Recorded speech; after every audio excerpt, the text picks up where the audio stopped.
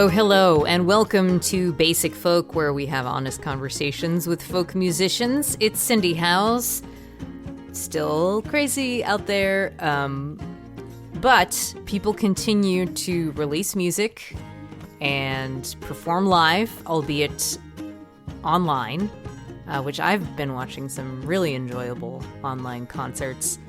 I just saw one today with Corey Laitman, who has been on Basic Folk, which you can go check out their interview and music, and very charming and lovely. Some people are just really, really good at it.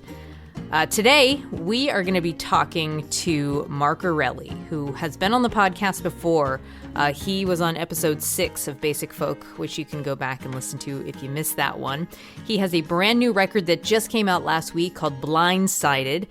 And he will be talking about how Tom Petty inspired a lot of the sound and at least even one song. We talk about contributions from the performers on the record, like when drummer Jamie Dick suggested a Diddley Beat for the song Can't Stand Myself, which Mark had never tried before. And I mean, I didn't know about that before I listened to it, and I was like, oh, Diddley Beat. It was really cool to listen to. There's a lot of sweet yet realistic love songs on this album that are appropriate, coming from a married guy whose kids are getting older. And of course, there is his amazing voice, which is on display on this record, especially on the final track, Careless. So what we're going to do is we're going to hear from Mark about the whole record, Blindsided, and hear clips of the songs as we talk about them. And then you can go buy the record at his website, markerelli.com, because it's really important right now to support musicians who are out of a lot of income because of lost gigs. And we can support them by not only streaming their shows online and sending them money through their PayPals, through their Venmos, but also through purchasing their music. Again, I'll say it, markerelli.com. That's where you get the record. Okay, it was a pleasure to have Mark again on Basic Folk. In fact, he was the last person I interviewed in person before quarantine began, thanks to COVID-19. So let's get into it. Mark Erelli talking about his album Blindside on Basic Folk. Okay, Mark Erelli, this is very exciting. Yes. I have many questions for you about your new album, Blindsided, which, congratulations, was released last week. Thank you. The first being, I really like the design of the record. Thanks. I like it's not your usual palette. Yeah, there's like orange and pink. And Yeah. What is the name of this font? You know, I don't know, actually, and that's a problem because it's some kind of cloud font that's in the Adobe program that she used, and every time I want something for a design element, I have to email her, and she sends it to me. Well, it's cool. It's Thank you. So it sounds like you had somebody design it for you, but what was your thought process when thinking about what it might look like? This one was tough because the name of the record, Blindsided, wasn't really suggesting any kind of imagery to me. I mean, there might be some kind of obvious things that I didn't even know what they were, but I didn't want to do something obvious. And then I wanted something, I knew that I probably had to be on the cover because my last one was a covers record and I wasn't on the cover. So just trying to figure out, what it should look like was a little bit of a challenge. But once we got a good picture, the designer, actually, I guess I can admit this here. This is a scoop, Cindy, okay? Well, So that picture of me on the cover, that is me, but that is not what I was standing in front of. She took the background of of another picture from the same photo shoot and somehow put it behind me. And it looks like it's totally believable. But the original background was a lot busier, and it wouldn't have been it wouldn't have been as an effective design element. And she came back with the palette of like oranges and pinks, and I was shocked at the time, but I was like, yeah, I've done blacks and dark midnight blues and earth tones. It's like let's have a little fun because it's a little more of a rockin' thing. Yeah, it's like very modern looking, but it also has this kind of like retro 70s kind of vibe. Yeah, kind of. Actually, I'm wearing that jacket. I was going to say, this is embarrassing. It is a jacket that I just wear. But yeah, I wanted something kind of timeless, and so something that evokes something modern and maybe something a little classic at the same time is, I guess, timeless. Mission accomplished. Check. I wonder how you feel about pictures of yourself. Are they good pictures of me? Because if they are, then I'm fine with them. But it is getting my picture taken. That's probably, after social media responsibilities, that's probably my least favorite element of the job. Have you always disliked having your picture taken, or is it just like in terms of promotional stuff? No, I don't mind if someone takes my picture, just in casual life. But I think actually what it mostly is, it kind of sets off a little bit of visual anxiety in terms of like, I'm not always sure what this music should look like, or I'm not always sure what other people think it should look like, and how to reconcile those two. The only thing I've ever really been sure was a record I put out in 2004 called Hillbilly Pilgrim, which was a Western swing record, and that was easy. I was like, make the record look like a Western shirt. And they're like, got it. And it was like, nailed it. So every other one has been a little bit more challenging in terms of how to figure out what the sounds are supposed to look like. I know some musicians kind of get into that. And I actually am a very visual artist, and I have like a background in visual art and illustration and stuff. But for some reason, I'm my own blind spot. You wrote this reflection on the album, and then each of the songs, which I'm going to refer to quite a bit. Is that posted anywhere? No. Okay. No. Well, it's just going to be just between behind the scenes. Behind the scenes. It was really lovely to read. You wrote this thing about your feelings about the whole record. You said, 20 years into my career, I almost feel like I'm looping back around to the more upbeat, hook-laden sound of my first two records, but with the weight of 2 decades of life experience holding it all up. And then you quoted Tom Petty, "It took a world of trouble, it took a world of tears, it took a long time to get back here." It's pretty interesting to think about getting in touch with the version of yourself that started making music 20 years ago. Can you talk about that revelation? Yeah, I mean, when I started out, I played music and approached it like a kid, because I was 23 when we were recording, or 24 when we were tracking that first record for Signature Sounds, and it was all just so exciting. I'd been a music fan for years and years, just loved it, and here I was actually doing it on an independent label. I had a band of people that I had seen in other liner notes of other records that I'd loved, and I was just like, yes, we have made it, So I had this like real exuberance and enthusiasm, and I don't think I've ever lost that in the making of the art.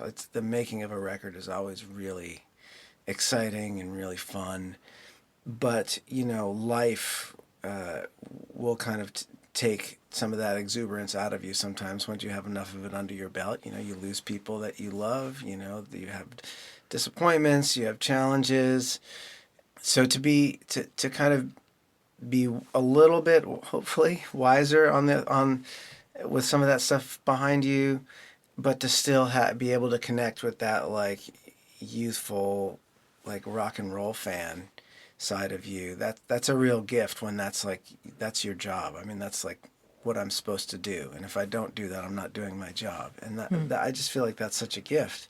So I really kind of felt that after I tracked the record and went, was listening back, and I was like, this sounds like if you had made a line through if each of the first two records is a point, if you make a line through that and extrapolate it out 20 years, you could believably get here, which felt kind of cool, because I've been a lot of different places in between that. Nice. Okay, let's see if we can blow through this All record. right. Sounds good. All right, we're going to go track by track, starting with the opener, which is the title track, Blindsided. Walking down the street, minding my business. Never saw it coming, God is my witness. But you were there, like a shot of green in the gray of the city, and I was unprepared for the way it hit me.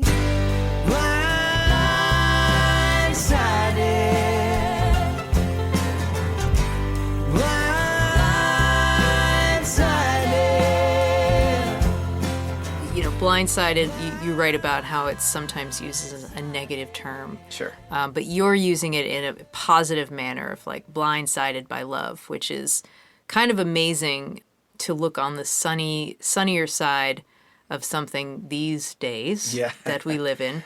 And the last time we heard from you album-wise was 2016, and some shit has happened between then. Yep. So in the past several years, what has been your experience with looking at the positive side of life? You know, it's so easy to dwell and thrive on negative energy, but how have you been cultivating positivity? Well, you know, I have 2 kids, and they're actually not really they don't loom as large on this record and the songs on this record as they have since they came along. Like in the last 10 years, they've been on the records and as a kind of like emotional presence. And this time it was kind of more like an adult kind of midlife, like this is dad needs some time to work some stuff out, okay? But you know, connecting with them, they definitely help you see the joy, and they remind you of the joy that you took in things when, you know, not so long ago, it seems you were their age doing the same thing. Nature is another big thing. There's a song later on in the record we can talk about that references the geography of the American West, and that is something that just blows my mind in a kind of ecstatic fashion. So it's important to reconnect with that. And also it's just kind of amazing. Like, I've been married to the same woman now to the only woman that I've ever been married to since 2002. So this is our 18th year, and we were together 4 years before that. So it's been like 22, 23 years together. And to still, you know, be in love, to still feel like we're supporting each other and progressing and the things that we want to do, you know, that, and that we're healthy, and we're, you know, in some ways healthier than maybe we were even in our 20s, making better choices. That to me is a real source of joy, you know, and a lot of that stuff kind of is in the background of these songs, or kind of even comes to the fore sometimes.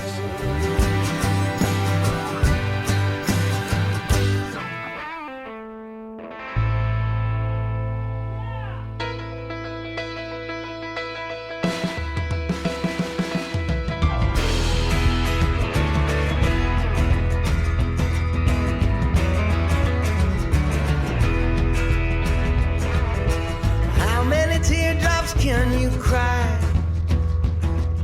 before that river just runs dry? How can I say my love is true? Still keep doing the things I do.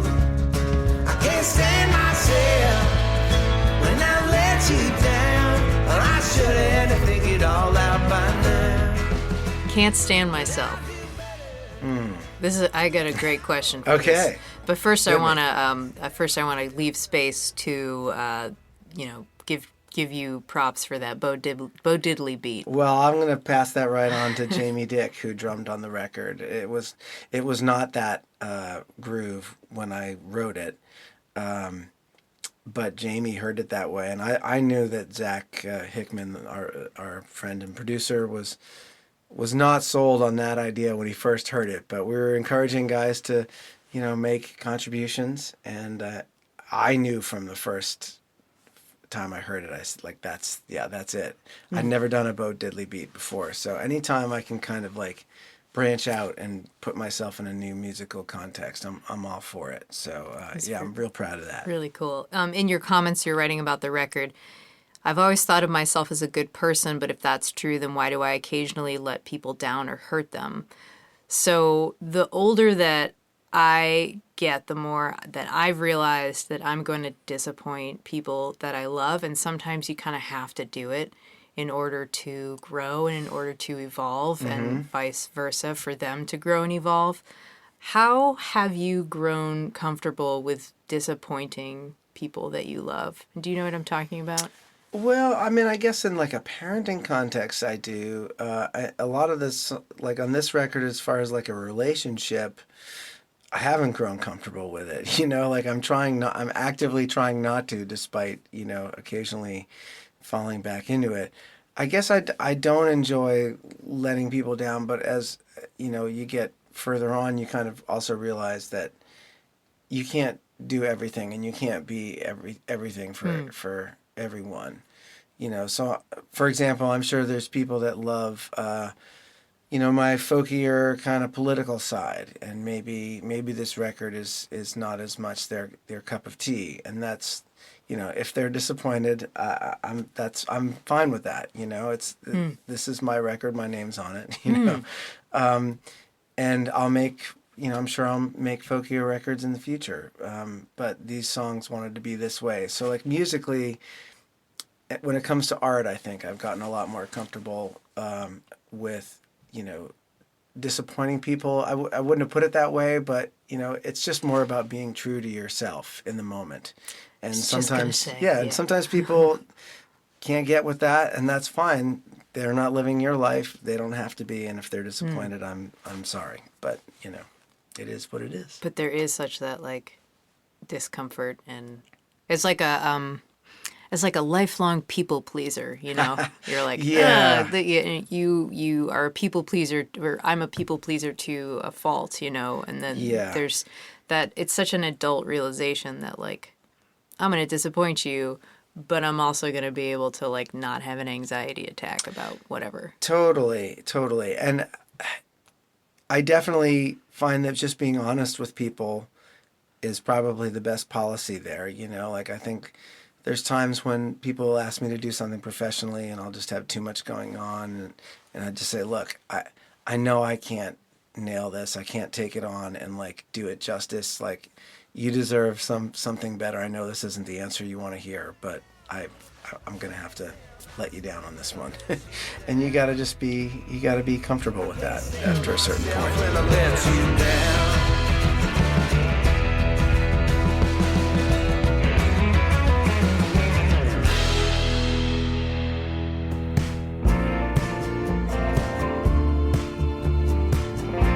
A Little Kindness is the next song, and this is a song you wrote the night Tom Petty died, which seems like that was a huge one for you. Oh, God, yeah. You always walked beside me, in joy and in despair. Now I need something to lean on, but you're not here. I've been looking for a little kindness, but it's hard to find. Looking for a little kindness, and it's hard to find these days. First record I ever bought with my own money. And I didn't realize it until he passed away. Like, he's the artist that I've been with through my entire time that I've been listening to music.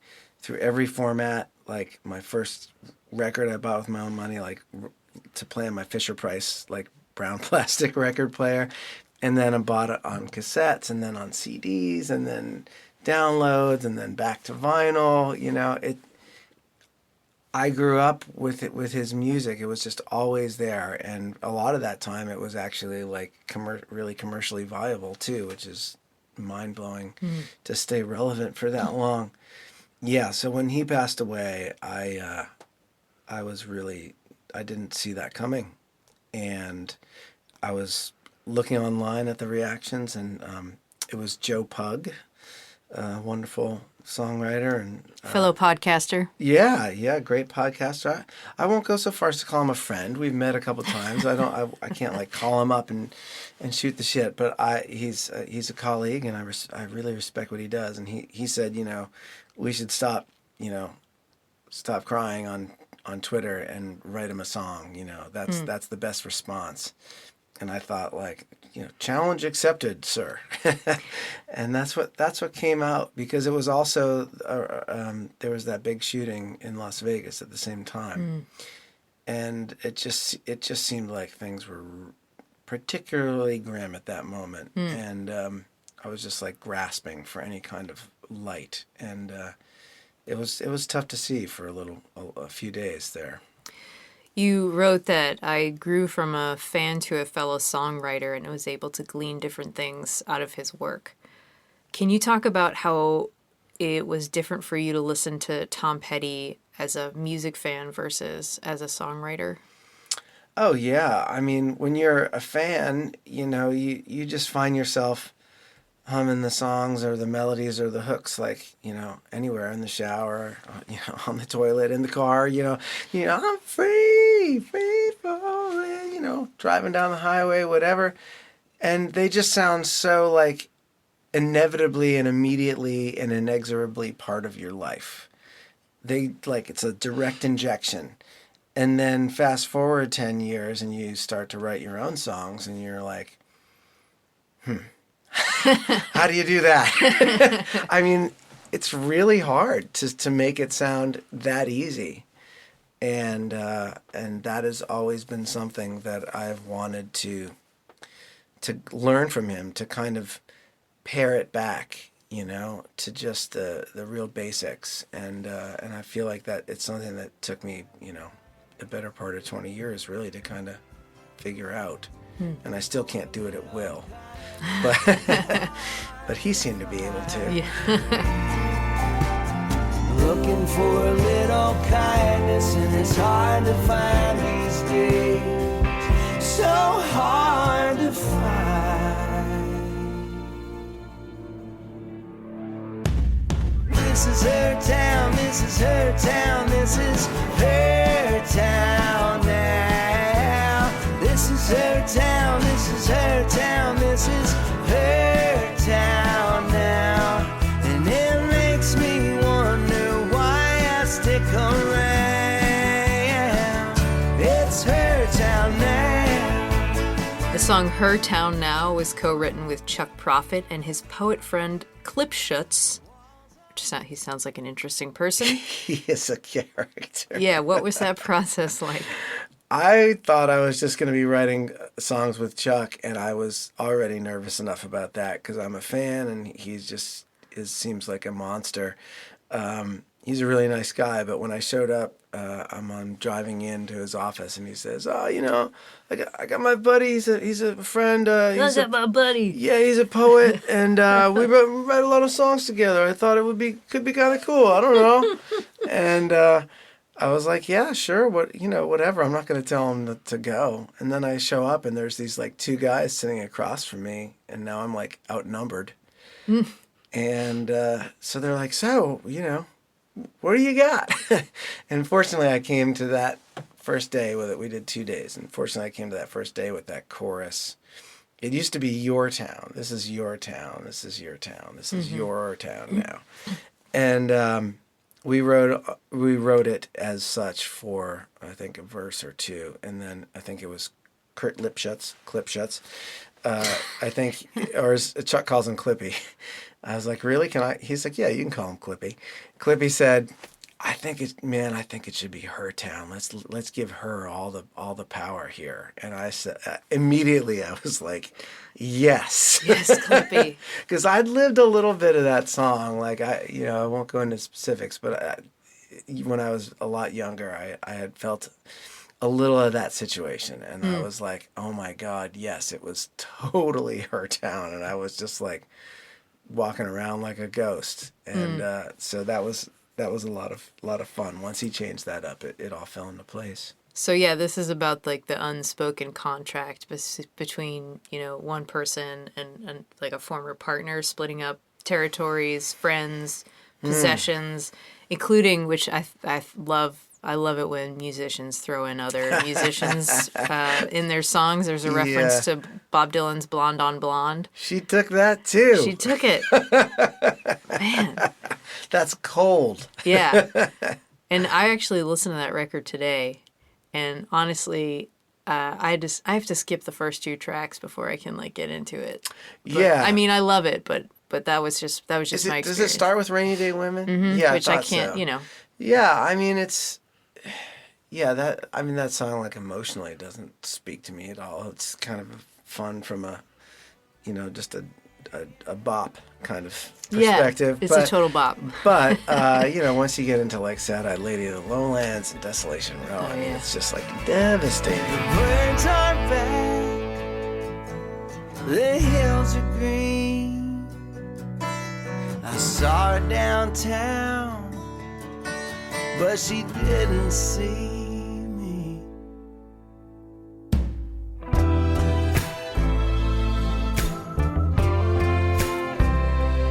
Wondering where we went wrong.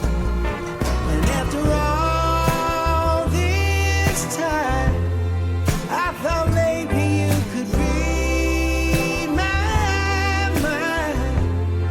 But you look at me with a stranger's eye.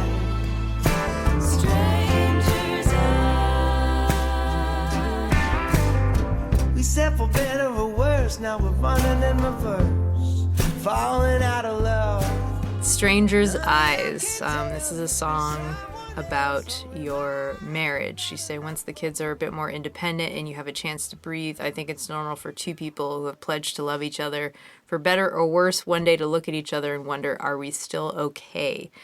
So I'm wondering, your wife said that this is her favorite song of yours. Yeah. And it is a great song. It's very, And we're okay. Yeah, totally. Yeah, it's very romantic and honest and like pretty vulnerable. So I'm wondering, not about the details of these conversations, but for you, how hard is it to approach these very sensitive subjects in your songs? Like, do you write the song first and then have the conversation, or vice versa? No, it tends to be more of like the experience happens and then I'm trying to process it. And this is how I process things. I write songs and make music about them. And, in some ways, it's kind of like a little bit of an after the fact, like, see, I was listening when you said this to me. Like, I did get it, Look, dear, I made a record of it. Yeah, see? But I think that's kind of why my wife says it's her favorite song of mine, because I think that was something that she was really trying to communicate to me, and it probably didn't seem like it was getting through at the time. And and obviously in the song it's like, oh yeah, you do get it. You still weren't very helpful around that time, but I mean, these songs, they're moments. They're not the whole thing. Like, it's hard to write about like the whole arc of a life, and we haven't finished living it yet. So I don't even know how the story ends. But the songs are like these little moments, and everybody's life is different, but there's certain moments that kind of match up, I think, to other people. So I think, while our relationship is our own and other people's is theirs, I think this particular kind of moment, a lot of people that have been in a long-term relationship can relate to. And judging by like the elbows that I see being thrown in the audience of of women into their male show partners' rib cages, like I think I hit a nerve. It's a lot of elbows. I've never seen so many elbows being thrown That's at so my funny. shows. But she should rename it the Elbow Song. Yeah, right. The Stranger's Elbow. With a stranger's eye.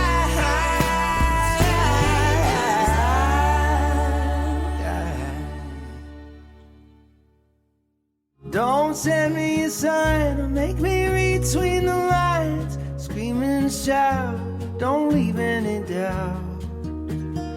Come on out and tell me what you're saying. Don't let this love get lost in translation. Okay, Lost in Translation. This is a very sensitive song that I think is kind of like the same subject matter as Stranger's Eyes. Yeah, I kind of, and they ended up kind of right one next to one another because it felt like I didn't really want to go back there again in the record. Like I wanted to just go all the way down in there and then kind of try like and get back. Deeper drill. Yeah, exactly. Yeah, it's a real weeper. I co-wrote it with my friend Dave Godowski, who is not really like the first guy you think to go to for like a really emotional, tender, like super honest, nothing to hide kind of song. Because he's a very wry, dry sense of humor kind of guy, and I've known him over a decade now, and I still can't even tell just in basic everyday interactions whether he's telling me the truth or not. He's just got this kind of impenetrability at a certain level. A sweet guy, but I just never know if he's pulling my leg or not. But he also is really great with melody and also really good with kind of looking at things sideways. And for relationship songs, that's a really good skill to have, because if it's going to be super sad, you want it to have a good melody, and also you want to try and explain things or present them in a way that maybe is a little bit new. Mm-hmm. So I'd probably gotten about halfway through the song when I brought him into it, because I just stalled out, and when we got to that last verse and the line, you can't divide the coastline from the tide, always changing but in constant conversation. I mean, we literally got up and danced. We would have thought we'd like sunk the buzzer beater at like, in the basketball game or whatever. Just like we felt like that was it, like we sat there for hours trying to come up like, no, I feel like it should be simpler. No, I feel like it should scan better. No, this is what I'm trying to say. Well, just say that, It's a whole process. And once we got to that, it was like, such a release. Wow. And that's still one of my favorite lines I've ever written. But I would have never gotten it without Dave. Can you say the line again? You can't divide the coastline from the tide, always changing, but in constant conversation. Oof. So it's like, the metaphor for a relationship. I mean, I think it's pretty obvious. Like you're always changing in relation to each other. It's and it is like the coastline and the tide. If the coastline changes, the tide takes up the extra space. It's not like one can change and the other can just stay where it is. It's like you push and pull, and like you would in any relationship, and yet you're always kind of ideally checking in with each other, like we're cool, right? We're still doing, Yeah. So yeah, that's a really I sang that song in a room the other night with my kids, my wife, and my parents all in the audience. Wow.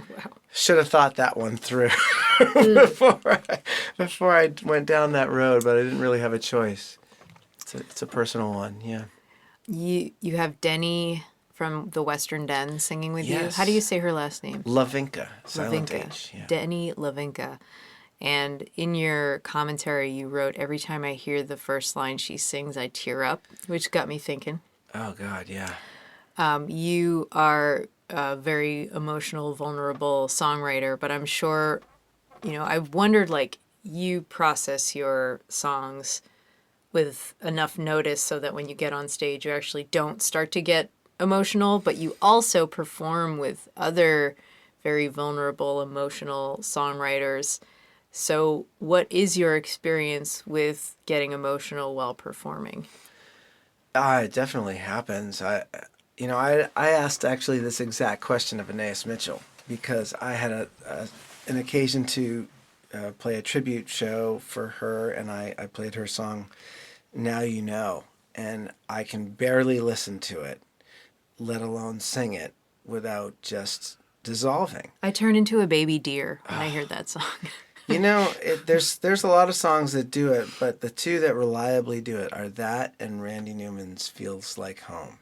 Those two, I have a really tough time getting through, and there's different reasons for both of those. But you know, stuff like "By Degrees" it can be challenging too, and "Lost in Translation" is one of those songs too, where it's just like there's just no place to hide. You know, and I think the idea is that the audience, you know, they want you to dive all the way in there. They don't want to see someone just kind of skate on the surface. I mean, there's whole genres of music where that's all well and good, and those artists make millions of dollars, and that's fine. But that's not like the people that come to see singer-songwriters. That's not what they're looking for, you know. So you kind of have to go down there when you write it.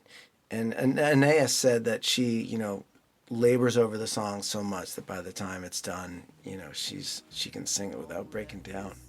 And I would like to say that I'm the same, and most of the time I am, but not always. Don't let this love get lost in translation.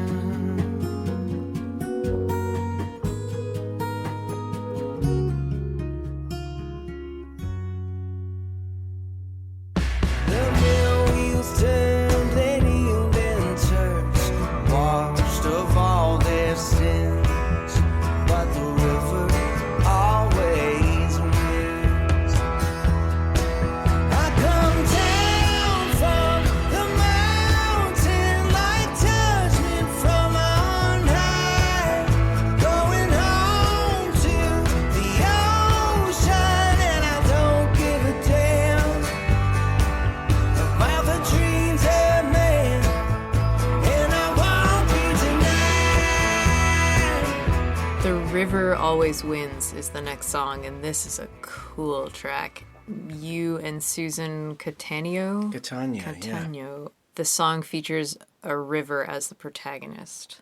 Yeah, it started out as a song about a river, and then I think about a verse and a half in, we both realized that we'd probably both written a dozen or 15 songs about rivers, and here was another one, and we kind of lost steam. And this is the kind of thing that can happen in a co-write, where you get this immediate call and response, immediate reaction, where I think it was her idea, like, what if we were singing from the river's perspective? And I was like... Did you high five? Yes, yeah. It was like, absolutely, like, of course, why did I not see that, you know? And once we made that shift, it was like, it just got a little cooler, a little darker, a lot darker, and a little more compelling. Yeah, it's pretty dark. And why did you decide that the river doesn't care about the people in the town? And coming from someone who has a master's degree in evolutionary biology, I'm wondering about your professional opinion that humans can be as equally destructive. Oh, sure. Yeah. Well, you know, humans we have our development along rivers. I mean, we've done any number of things to rivers over the centuries that just, you know, if the river was a person, you know, if you think of it that way, like it would be really degrading. I mean, we've changed their course. We've, like, you know, developed right up to them. You know, we've polluted them. We've, you know, so much that they got set on fire, you know. I mean, there's just a lot. We've done a lot to the rivers. We've been pretty hard on them. And, you know, so I thought, like, well, if you give a river, like, a sentience, you know, like, I could imagine, like, they'd be pretty pissed off about some of that stuff. And maybe, like, you know, like a person, they just kind of want to be themselves and not care about, you know, the reaction or the consequences. And, you know, and so if you think about it that way, the river is just kind of like had it with all the humans on its banks. And so that was the idea behind that one. And it's kind of fun to give it, like, the music is kind of like snarling and rumbly and kind of, kind of feels like a churning kind of river in flood. And so I kind of like that about it too. No, I won't be denied.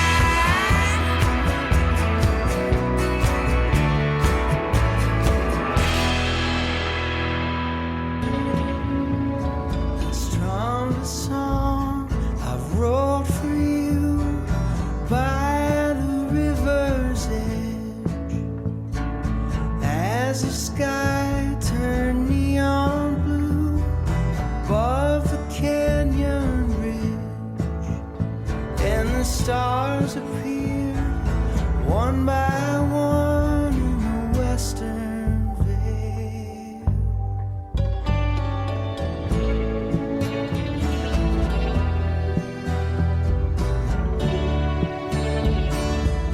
The Western Veil, it's a tribute to the American West, sonically. I want to know about what the inspiration was for this song. So I imagine you asked your band to play a song that sounded like Moab, but did they need any like comparative references? I think like I listened to that song and I immediately put on like a spaghetti Western. How do you say his name? Ennio Morricone? Yeah. I was thinking like kind of like Neil Young, kind of Albuquerque, like Tonight's the Night, kind of, but acoustic kind of vibe, just kind of slow and loping, but also, very grand. For the Western Veil, like I really just wanted it to conjure that sense of things stretching on to infinity, like that central riff or the lick of the song, which is one that I came up with. I mean, in some version of the multiverse, I could just be playing that over and over forever and ever. Like, I just love the kind of circular nature of it, and I've never quite written anything like it. But I think you're right in the sense that there's this cinematic quality to the song. Totally. And a kind of an old school Western cinematic quality. Despite maybe I'm not really like an aficionado of any of that stuff. I couldn't name check any of those movies or anything like that. But I think the landscape brings it out of you in a way. Mm-hmm. I've always been in love with the American West ever since I was in high school, just because it seemed like it was just so different than where I grew up here in the suburbs of Boston. And it just felt like, well, that's where the real world is, out west, There's a real original thought there. But it took me forever to get out there. I had been to Arizona and some places in New Mexico, but I'd never been to like the Red Rock country of Utah, and it took me till like just a few years ago to get there. And man, it was everything I'd ever dreamed of.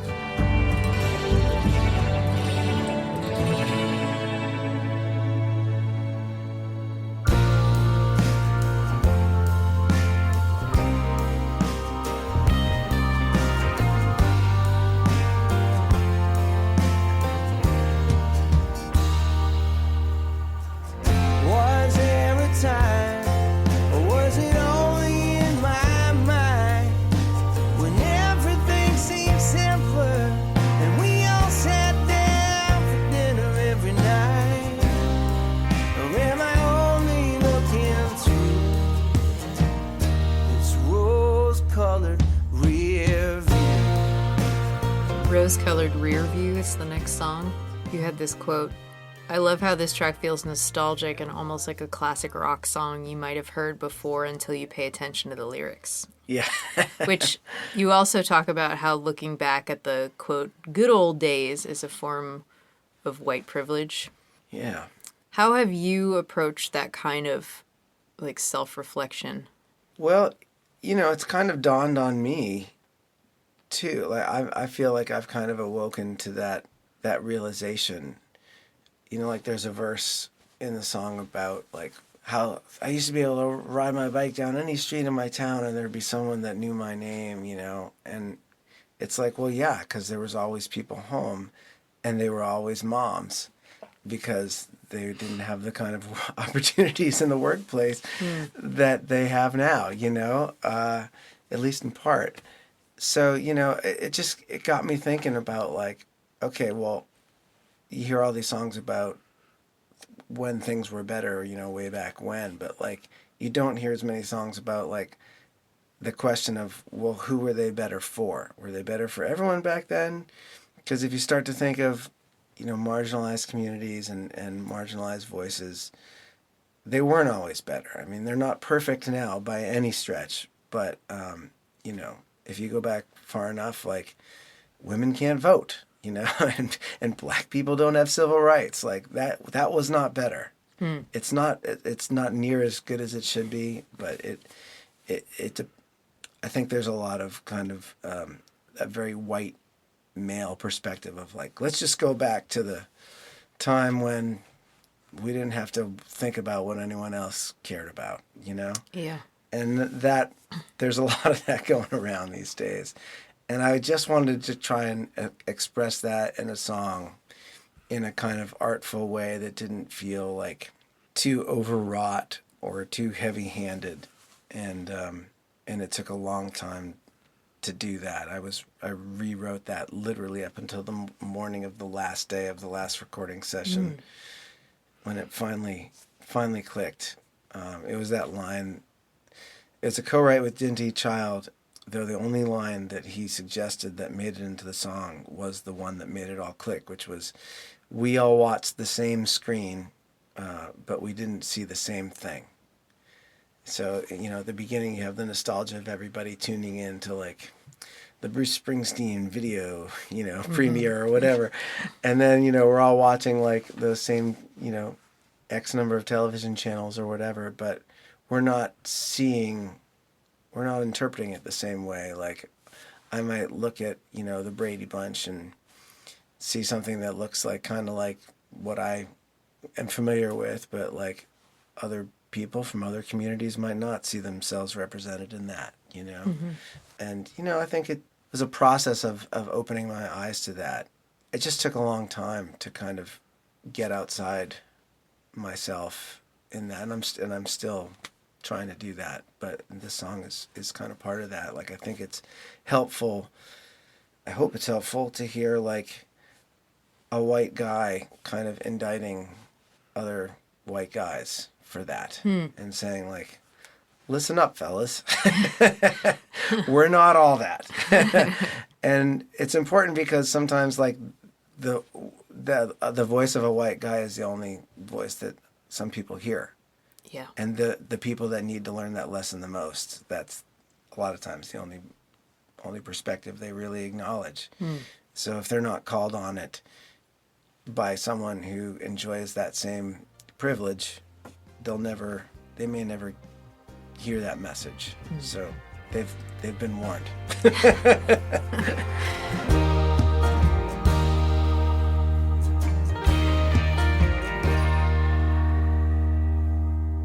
I don't believe in fiery furnaces burning underground, and none can tell if hell is simply where we're living now. Who knows if there's a golden kingdom in the clouds above? Oh, baby, don't you ever doubt my love.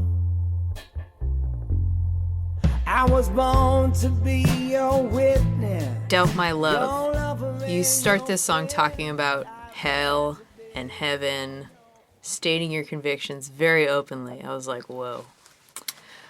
We are in liberal Boston, where that kind of stuff can fly. But what has your experience been like elsewhere when it comes to confronting and questioning religion in your songs? The first line of that song is, I don't believe in fiery furnaces burning underground. I just say I don't believe in it. It's fine if that helps other people, that's fine with me. I kind of wish it helped me. It emphatically doesn't. Every time I've tried to go to church, even Unitarian church, fun church. Yeah, it doesn't help. And I used to think that was like because I was just not applying myself, or I was a surly teenager, or I don't know. I don't know why, but it just doesn't do it for me. And that's okay. If it does it for other people, great. Anything that helps people, live in this world, great. But the point is there that we do have to live in this world. Maybe there is a heaven, fine, but we're not going to see it for a while. So we have to live in the now. Like, that's all we really have. We don't have heaven, right? We don't have heaven. We don't necessarily have hell. We just have this. And this has to be acceptable for as many people as we can make it. It's a beautiful place, and it's a beautiful life. And we need to support each other here. And we can worry about what comes after, But it doesn't... maybe this is a younger person's perspective, because maybe people that are closer to the end of their lives spend a lot more time thinking about heaven. I don't know, but this is a very humanist kind of thing where it's like... I wonder how maybe your perspective might change over the course of your maybe. Life. I mean... Or maybe it won't. It's been decades now that I've kind of felt this way. This kind of gives voice to the way that I felt in Catholic church growing up, under duress in Catholic church. But yeah, it's more just it's not really meant to be an indictment of religion, this song, so much as it is to be a celebration of what we have to offer, and our support and our love for each other. It can also be something that is rock solid, that you don't have to doubt. It's not like the only thing that's unindictable is God's love. Like my love can be, you can lean on it. It's going to be there whenever you need it, and we can be that for each other. Is what that song is kind of saying. And when I say it out loud like that, I could see how some people would be offended. But again, we were talking about disappointing people, and some of those people will just have to be disappointed. Right. Yeah. It is interesting talking to people who are who do have that perspective, that like the thing that they put first is like religion, and even like before themselves, before family, like before their partner, before their children, you have to put religion. And that's powerful. And it's difficult to hear somebody talk about how like, I love my husband, but I can't love him more than I love God. Yeah, I mean, again, like, religion can be a really positive force in people's lives. And I don't have any problem with people being religious, but I have a problem with other people telling me to be religious. Like, we do live in the here and now. And we just have to make it the best it can possibly be. And if religion is part of how that happens for you, amazing. But it's not for me. It's really just taking stock of the people around me and the things that I have to be grateful for, and realizing that like those are the things that motivate me, not any sense of reward in the future or eternal damnation.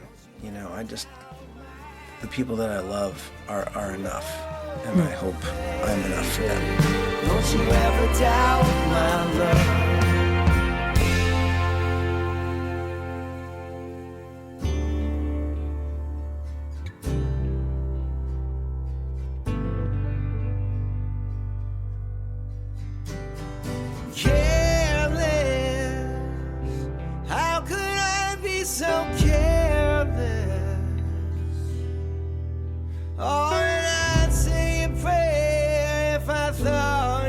Turn back time.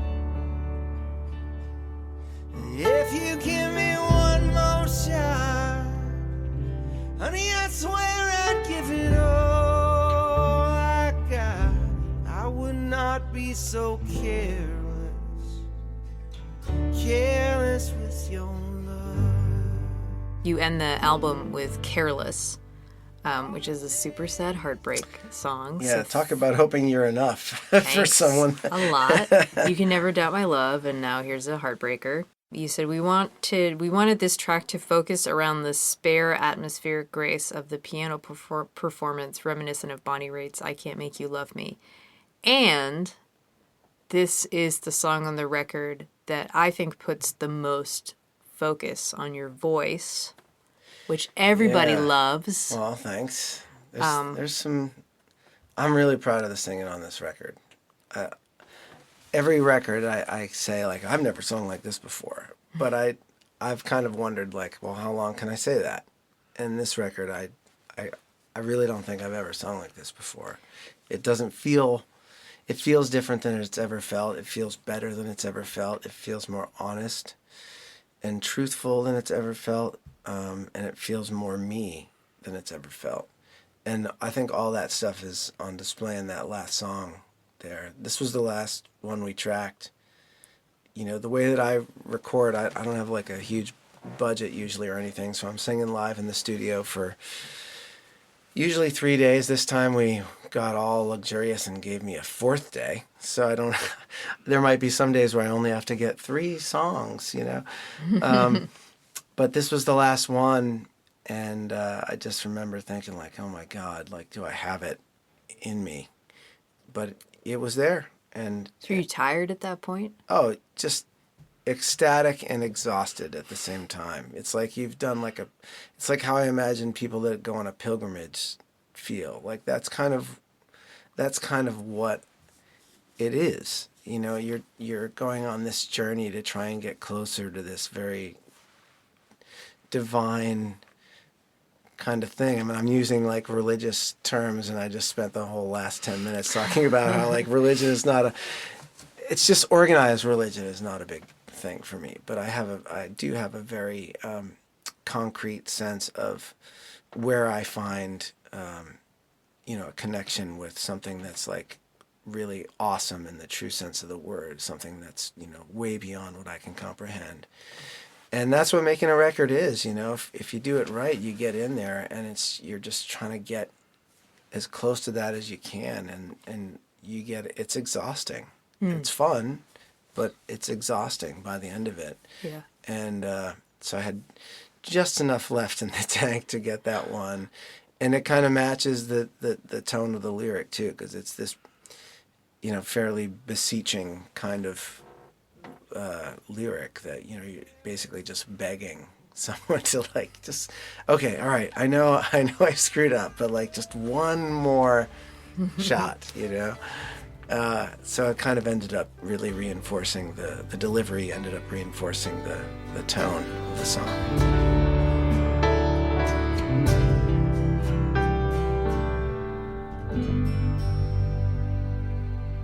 Well, that was awesome. Is that it? We got through the whole thing. Oh my God. But Yeah. now it's time for the lightning round. Oh, yes. You didn't do Yes. the lightning round when I started I know. doing Basic Folk, and I was like, I feel like I missed out on the lightning round. Yeah. Well, Okay. here we are, a chance to really get into Can it. I admit something before we start? Yes. When I'm listening to your podcast, as I often do, I play along. I play along in my car. I'm usually in my car, and I'll play along and I'll answer, and then someone will answer, you know, the other way, and I'm like, no, they're totally wrong. It's definitely dogs, you know. Okay, here we go. Okay. First song you learned on the guitar. Why Don't We Get Drunk and Screw by Jimmy Buffett. Didn't see that one coming, did you? No, I didn't. I'm already off. I'm already shocked. Batman or Superman? Oh, Batman. Karaoke song. Trying to remember the last time I did karaoke. I don't do a lot of karaoke. I think I did Long As I Can See the Light, the Creedence Clearwater revival song. Nice. Yeah. Favorite radio station as a kid? Oh, you know what? Can I go back? I did I'm the Only One by Melissa Etheridge. That's the one that I did. You did? Yeah, because I did that at the cover show one year. Oh, man. Yeah. Barnstar and Delamay had a karaoke night one time that was epic and is not documented anywhere, but that was part of it. That's amazing. Yeah. Sorry. I know that wasn't lightning. That's okay. What was your favorite radio station as a kid? Oh, what was it? It's probably BCN. Yeah. That was a classic rock station Yeah. in Boston. Dogs or cats or something else? Dogs. Favorite U.S. city? Oh, I do love Boston. Yeah, I'm gonna go with Boston. We already know the first album you bought, Yeah. Tom Petty. First concert?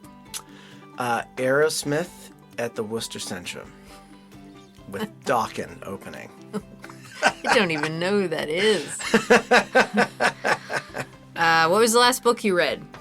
The last book I read, I've read, I don't remember what it's called. I think it's called The Killers of the Flower Moon, about the Osage Indian murders in the early part of the 20th century. True story? Yes. Wow.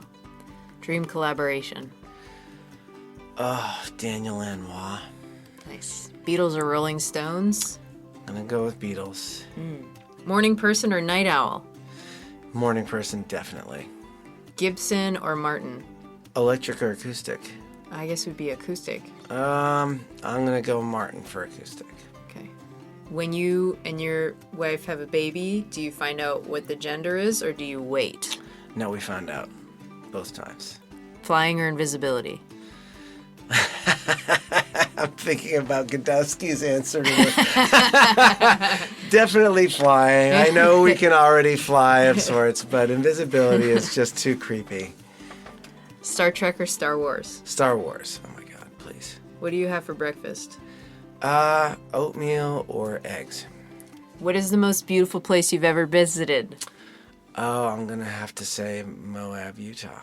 Nice. Yeah. So nice. You wrote a song about it. Okay, that was it. Oh my gosh. We did it. Amazing. Good job. Oh, thank Lightning you. round complete. Thank you. Oh, Thanks. I got to play on my own. Yeah. And congratulations on the new record. Thanks for doing this. Last time we talked, we were like, let's do this again in 10 years when there's more to talk about. And it has not been 10 years. I know. It's been like barely 2. But I love the podcast and I'm so grateful. Thank you. Thanks, Mark. Again, Mark Erelli's website is where you can find the new album Blindside. Go purchase it and, purchase it for a friend. Mail it to them. You can't see your friend in person right now, but you can send them a nice package in the mail. MarkErelli.com is where you find it. Basic Folk is produced by Adam Corey this week. Lindsay Myers is our business manager. Laura McCarthy is a producer on Basic Folk. Alex Stanton of Townspeople does our music. I'm your host, Cindy Howes. It is a pleasure to be with you this week and all weeks on Basic Folk. Hope you've taken a streaming concert. It is really nice, actually, to have that live chat going and to connect to people in different ways like that. Highly suggested. Okay, thanks a lot for listening. Talk to you later. Bye.